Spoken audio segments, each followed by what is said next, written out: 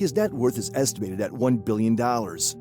His car collection alone is worth between $85 and $150 million.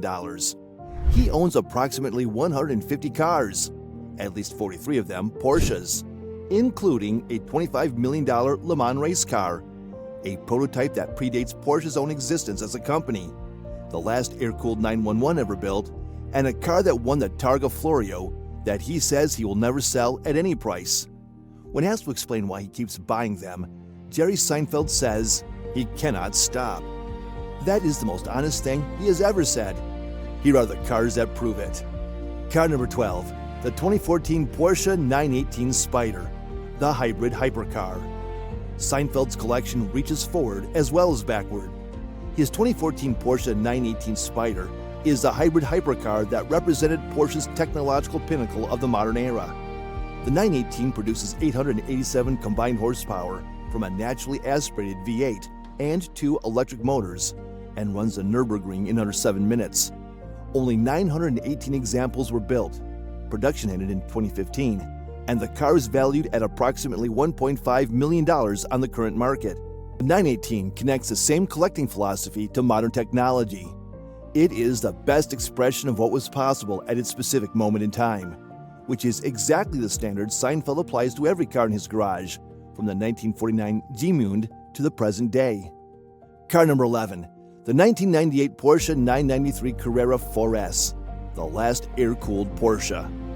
One of Jerry Seinfeld's cars that will go down in history as the last of its kind is his 1998 Porsche 993 Carrera 4S in Mexico blue. This is the final production air-cooled Porsche ever built. The 993 generation ended the 911's air-cooled era in 1998, when Porsche switched to water cooling for the 996. The 993 is widely considered the most beautiful of all air-cooled 911 generations, and the Carrera 4S, with its widened body and all-wheel drive system, is the definitive version. When Porsche shut down the air-cooled Flat 6 production line, the 993 was the last car off it. Seinfeld owns that last generation in one of its most desirable specifications. Car number 10, the 1964 Porsche 911, the first one America ever saw. Seinfeld spent $650,000 to purchase and restore the first Porsche 911 officially imported into the United States. The 1964 model was previously owned by Ferry Porsche, the son of Porsche's founder and the man who designed the original 356 and oversaw the 911's development. It is powered by a 2.0-liter flat-six boxer engine, producing 130 horsepower, and is estimated to be worth approximately $5 million today. Every 911 sold in America since this car arrived, every one of the hundreds of thousands of examples that have shaped American driving culture for 60 years, traces the beginning of its American presence back to this specific vehicle. Car number 9, the 1973 Porsche 911 Carrera RS 2.7, the one a BMW Dented. The Porsche 911 Carrera RS 2.7 is widely regarded as the greatest air-cooled Porsche ever made. Only 500 were built for homologation purposes. It introduced a ducktail rear spoiler that became one of the most recognizable design elements in Porsche's history. Seinfeld drives his example, which means it is in harm's way, and it has suffered as a result. While he was drinking coffee, someone attempted to parallel park their BMW and damaged the front end. Seinfeld has said of the RS 2.7, "There is something about this car that feels perfect." That observation, from the most prolific Porsche collector in the world, is the highest possible endorsement the car could receive. The RS 2.7 typically trades between $1.5 and $3 million, depending on specification and history. Car number 8, the 1974 Porsche 911 Carrera 3.0 IROC RSR, the race series champion. The 1974 Porsche 911 Carrera 3.0 IROC RSR was built specifically for the International Race of Champions Series, a concept race where the world's best drivers competed in identical machinery to determine who is truly the fastest driver, independent of car advantage. Porsche built 15 IROC RSRs for the 1974 series. This example sold at the 2016 Gooding auction for $2,310,000.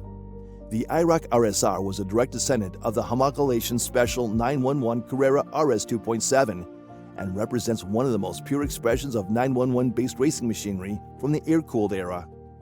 Car number 7, the 1973 Porsche 917-30 Can-Am Spyder, the 1,000-horsepower monster. The 917-30 Can-Am Spyder is the most powerful Porsche ever built for road racing competition. Its turbocharged 5.4-liter flat 12 engine produced a documented 1,100 horsepower in qualifying trim, making it the most powerful sports car of its era by an enormous margin. In 1973, Mark Donohue drove a 917-30 to victory in every race of the Canadian-American Challenge Cup season, destroying the competition so thoroughly that the series never fully recovered.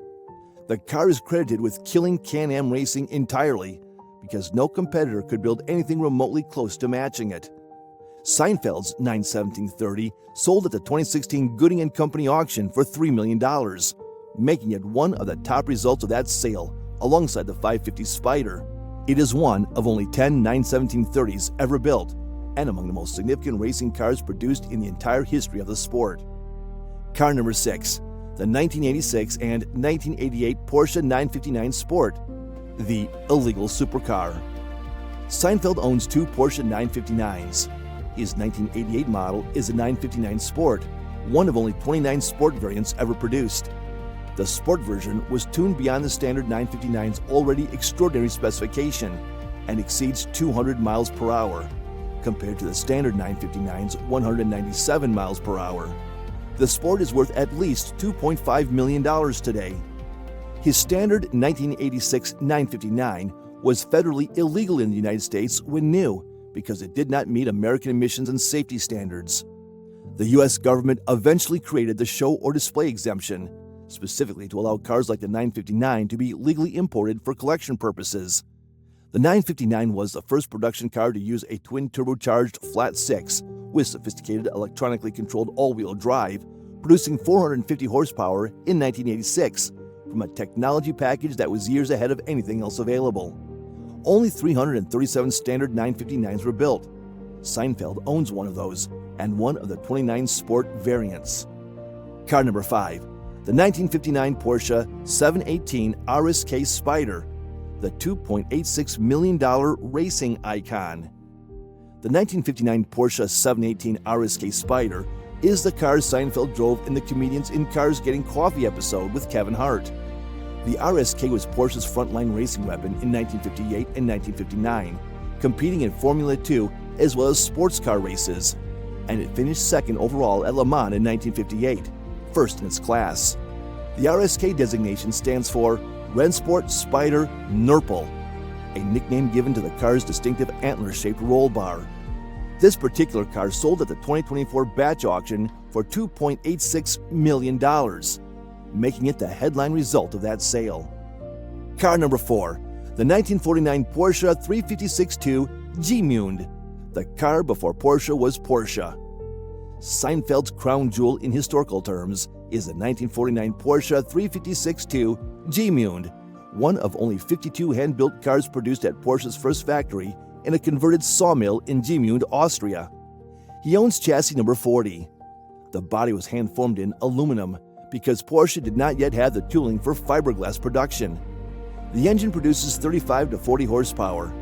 This vehicle predates Porsche's official establishment as a passenger car manufacturer and is the direct template for everything that followed. Seinfeld drove this car in the Comedians in Cars Getting Coffee episode featuring Jay Leno, picking up one of the world's most famous car collectors in a vehicle older than commercial television. The 1949 G-Mund is not faster or more capable than any car built in the last 70 years. It is the moment Porsche began. Seinfeld has owned it for decades and has given no indication he will ever part with it. Car number 3, the 1955 Porsche 550 Spyder prototype, the $8 million giant killer. Seinfeld owns 2 550 Spyders. The more significant of the two is the prototype, one of only 13 prototype 550s ever made, making it considerably rarer than the already rare production version. Valued at approximately $8 million, the prototype is the direct predecessor of the car that James Dean was killed in on September 30, 1955. Only 90 production 550 Spyders were ever built, and the prototype variants that preceded them are rarer still. Seinfeld also owns a 1955 production 550 Spyder in blue. His production car sold at the 2016 Gooding & Company auction for $5,335,000, still bearing its original paint and interior trim. He described the 550 before selling it as the automotive equivalent of a sonnet by Shakespeare or a symphony by Beethoven. The 550 Spyder won the first race it ever entered and went on to defeat far more powerful cars repeatedly, earning its nickname as the Giant Killer. Seinfeld kept the prototype and sold the production example. That decision alone tells you which one he considered the greatest treasure.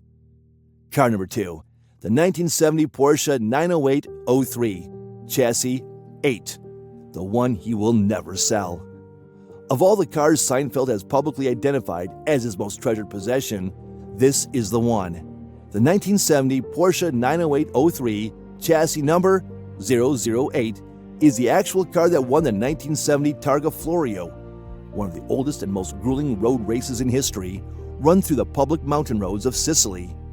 It also won the 1970 Nürburgring 1,000-kilometer race and reached speeds of 180 miles per hour for several hours continuously during both events.